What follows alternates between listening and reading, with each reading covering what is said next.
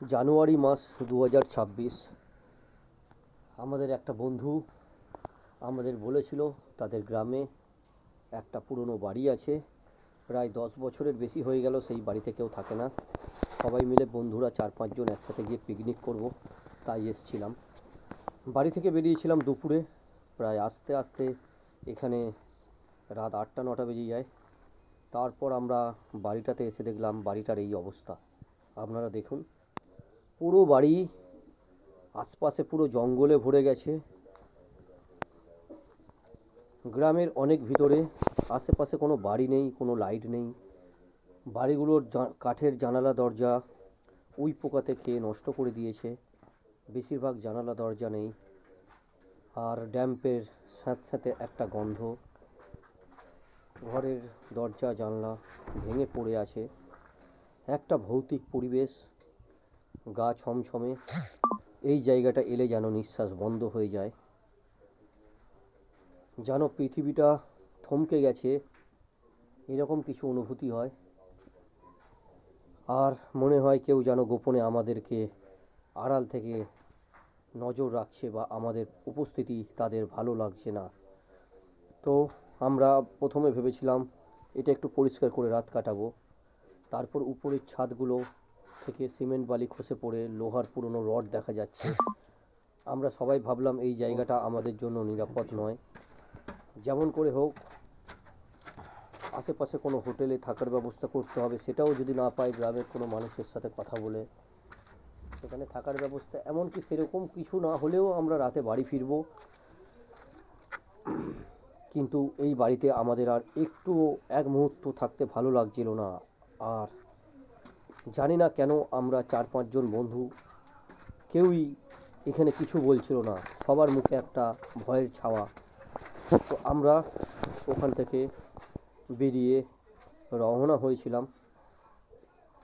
মনে হচ্ছিল এখানে ভূত আছে, এবং ভূতের অস্তিত্ব আমরা উপলব্ধি করতে পারছিলাম। ভূত তো আর চোখে দেখা যায় না।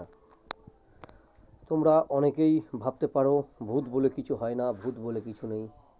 আমিও একটা সময় বিশ্বাস করতাম, কিন্তু এখানে এসে একটা থমথমে নিস্তব্ধ পরিবেশে, অন্ধকার পরিবেশে সেটা আর বিশ্বাস করতে ভালো লাগছে না। মনে হচ্ছে বারবার যে ভূত বলে সত্যি কিছু আছে এবং এখানেই আছে, দূরে থেকে আমাদের নজর রাখছে, এরকমই মনে হচ্ছে। আমাদের আশপাশে কেউ যেন অতৃপ্ত আত্মা ঘুরে বেড়াচ্ছে, এরকম মনে হচ্ছে। আমরা ছোটবেলায় কখনো না কখনো ভূত প্রেতের গল্প শুনে একটু হলেও বিশ্বাস করতে বাধ্য হয়েছিলাম যে ভূত সত্যিই আছে।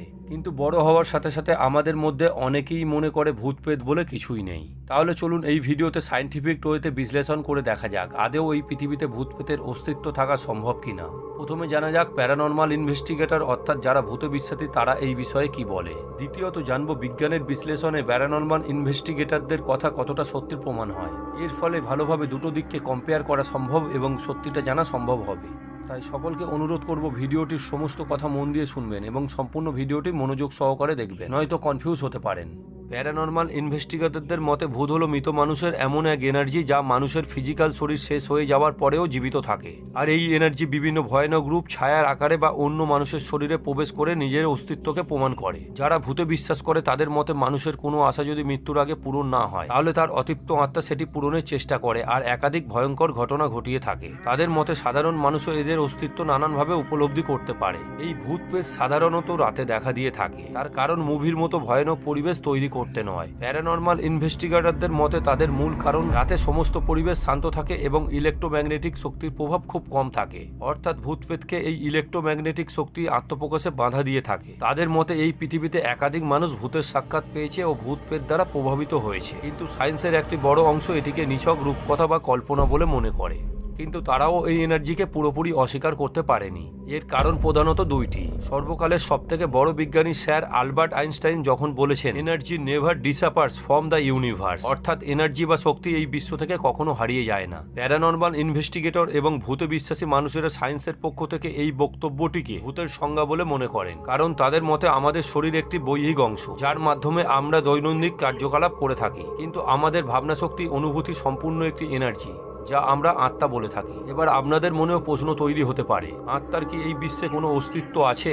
এই বিষয়ে বিজ্ঞানীরা অনেক পরীক্ষা নিরীক্ষা করেছেন এবং অনেক ফলাফলও পেয়েছেন, কিন্তু তার মধ্যে একটি ফলাফলে সত্যিটা খুঁজে পাওয়া যায়, যা 21 গ্রাম থিওরি নামে পরিচিত। ডক্টর ম্যাকডোগলাস নামে একজন বিজ্ঞানী মৃত্যুর আগে একজন ব্যক্তির ওজন মাপেন এবং তার মৃত্যুর পর আবারও ওজন মাপেন। এখানে তিনি দেখেন মৃত শরীরের ওজন 21 গ্রাম কম, অর্থাৎ মৃত্যুর পর মানুষের আত্মা তার শরীরকে ত্যাগ করে, যার ওজন 21 গ্রাম। কিন্তু এই থিওরিকে অনেক মানুষ খুব তাড়াতাড়ি অস্বীকারও করে। তাদের মতে মৃত্যুর পর শরীরে অনেক মেটাবলিক প্রসেস চলে আর শরীরের মধ্যে কোনো রকম অক্সিজেন থাকে না, তাই ওজনও কম হয়ে থাকে। কিন্তু তাদের এই সায়েন্টিফিক যুক্তি 21 গ্রাম থিওরির উপর প্রভাব বিস্তার করতে পারেনি, কারণ এরপর যতগুলো ব্যক্তির একইভাবে ওজন করা হয়েছিল প্রতিটা ব্যক্তিরই ওজন 21 গ্রাম করে কম হয়। এটা কি করে সম্ভব যখন প্রতিটা ব্যক্তির ওজন আলাদা আলাদা ছিল? তাহলে মৃত্যুর পর কেন প্রতিটা ব্যক্তির ওজন 21 গ্রাম করেই কমলো? কম বেশি তো হতে পারত। এই ক্ষেত্রে প্যারানর্মাল ইনভেস্টিগেটররা বা ভূতে বিশ্বাসী মানুষের কাছে ভালোভাবে স্পষ্ট হয় যে আত্মা বলে সত্যি কিছু আছে এবং তার ওজনও আছে, অর্থাৎ যে এনার্জিকে দেখা যায় না। আইনস্টাইনের মতে তারা এই বিশ্ব থেকেও হারিয়ে যেতে পারে না, কিন্তু আমরা আত্মাকে হয়তো মেনে নিতে পারি, কিন্তু আত্মার সত্যি প্রকাশ ঘটে বা ভূত প্রেতের অস্তিত্ব আমরা মেনে নিতে পারি না। এই বিষয়ে প্যারানর্মাল ইনভেস্টিগেটরদের বক্তব্য, ভূতের অস্তিত্ব না স্বীকার করাটা বোকামি বা ভয়, এবং এর বৈচিত্র্য এক্সপ্লেন করাটা সম্ভব নয়, তাই এটা বিজ্ঞানের উপরে। আমরা নিজেরাই কখনো কখনো ভূতের অনুভূতি পেয়ে থাকি, যেমন মাঝে মাঝে আমাদের মনে হয়ে থাকে যে আমাদেরকে কেউ অনুসরণ করে চলেছে। কখনো বা পরিত্যক্ত বাড়িতে বা কোনো পরিত্যক্ত স্থানে গেলে আমাদের গা ছমছম করে। তবে এটা কেন হয়?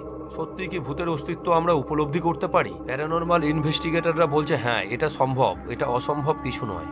তাদের মতে একটি মানুষের এনার্জি সবসময় রিফ্লেক্ট হয়, যা তার দৈনন্দিন ব্যবহৃত জিনিসপত্রে অবজার্ভ হয়ে যায়। প্যারানর্মাল ইনভেস্টিগেটররা মনে করেন যখন কোনো আত্মা খুব খারাপ ইমোশনাল এক্সপিরিয়েন্সের সাথে মারা যায়, তখন তার ঘরের ফার্নিচার, ওয়াল বা অন্যান্য আসবাবপত্রে অবজার্ভ হয়ে যায় এবং পরবর্তী এগুলোর মাধ্যমে নিজেদের অবস্থান জানান দিতে চায়। এই কারণে আমরা হন্টেড হাউসে প্রবেশ করলে একটা অন্যরকম অনুভূতি পেয়ে থাকি, যেন এই অতৃপ্ত আত্মার দুঃখ আমরা নিজেরাই উপলব্ধি করতে পারি। প্যারানর্মাল ইনভেস্টিগেটররা এটাও মনে করে যে ভূতের সাথে আমরা সরাসরি কথা বলতে পারি, আর এটা করতে পারি আমরা প্রধানত দুইটি মাধ্যমে, ব্লানচেট এবং উইজার বোর্ড।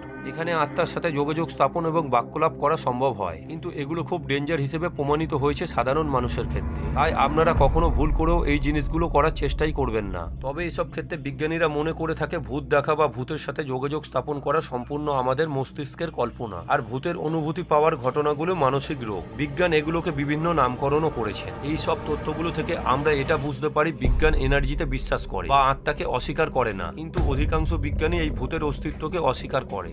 এই বিষয়ে প্যারানর্মাল ইনভেস্টিগেটরদের বক্তব্য, মানুষ যাকে ভয় পায় তার অস্তিত্বকে স্বীকার না করে নিজের মনকে শান্ত রাখে, আর বিজ্ঞান যাকে প্রমাণ করতে ব্যর্থ তাকে অস্বীকার করে। কিন্তু আপনাদের কি মনে হয় ভূত প্রেত আছে কি নেই? উত্তরটা কমেন্ট করতে ভুলবেন না। আমি ব্যক্তিগত এনার্জিতে বিশ্বাস করি এবং আইনস্টাইনের বক্তব্যকে স্বীকার করি।